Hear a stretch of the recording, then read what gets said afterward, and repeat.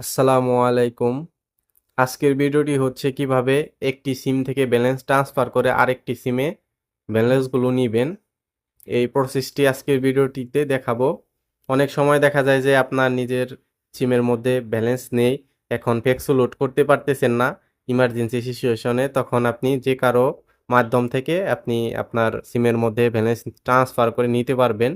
ধরেন সাপোজ আপনার সিমের মধ্যে এখন ব্যালেন্স আছে, আপনার যে কারো ফ্যামিলির কারো সিমের মধ্যে ব্যালেন্স প্রয়োজন, তো সেক্ষেত্রে দেখা যায় যে আপনার সিম থেকে খুব সহজেই আপনি ব্যালেন্স ট্রান্সফার করে সেই সিমে পাঠিয়ে দিতে পারবেন।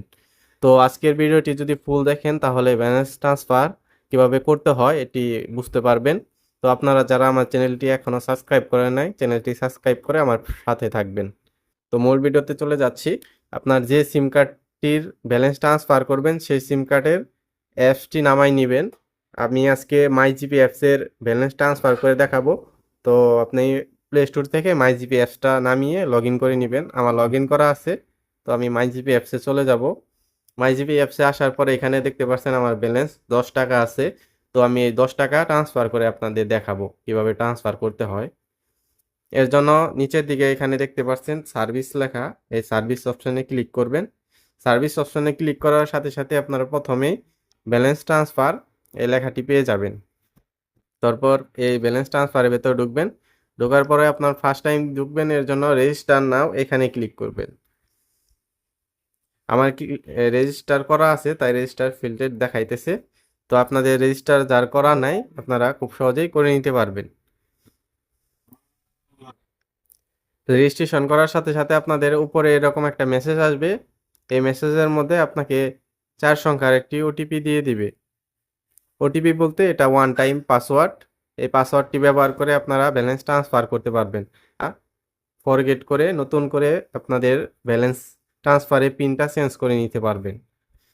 তো আমি আগে আপনাদের দেখাবো কিভাবে ব্যালেন্স ট্রান্সফার করতে হয়, পরে পিন চেঞ্জ করে দেখাবো। এর জন্য প্রথমে আপনার এখানে যে নাম্বারে ব্যালেন্স ট্রান্সফার করবেন সেই নাম্বারটি দিবেন, আর এইখানে আপনার অ্যামাউন্টটি দিবেন, তারপরে নিচে আপনার পিন নাম্বারটি দিবেন।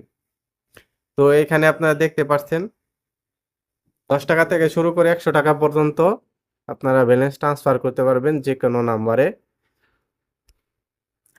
এখন এইখানে নাম্বার দিয়ে আমি ব্যালেন্স ট্রান্সফার করে দেখাবো, এজন্য নাম্বারটি দিয়ে দিচ্ছি।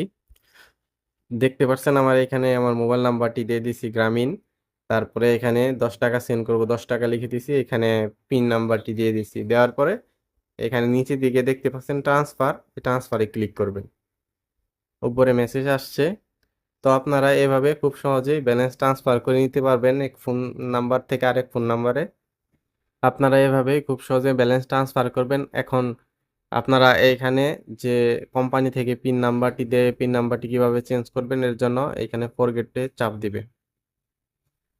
ফরগেটে চাপ দেওয়ার পর এখন একটা ভেরিফিকেশন কোড আসবে আপনার ফোনের মধ্যে, এটি এখান থেকে দেখে এখানে বসিয়ে দেবেন। দেওয়ার পর এখানে আপনার 4 সংখ্যা বা 6 সংখ্যার নিউ পিন নাম্বার দিবেন, দুই জায়গায় সেমই দিবেন। তো আমি দিয়ে দিচ্ছি। 6 সংখ্যা বা 4 সংখ্যা পিন নাম্বার দুই জায়গায় সেম ভাবে দেওয়ার পর এখানে কন্টিনিউতে ক্লিক করব। দেখতে পাচ্ছেন আমার পিন নাম্বারটি চেঞ্জ করা হয়ে গেছে এখন। তো আপনারা চাইলে এভাবে খুব সহজেই এক নাম্বার থেকে আরেক নাম্বারে ব্যালেন্স ট্রান্সফার করে নিতে পারবেন। আজকের ভিডিওটি এই পর্যন্তই। নেক্সট টাইম রবি এয়ারটেলের কিভাবে ব্যালেন্স ট্রান্সফার করতে হয় সেই ভিডিওটি নিয়ে হাজির হব। ভালো থাকবেন, সুস্থ থাকবেন। আল্লাহ হাফেজ।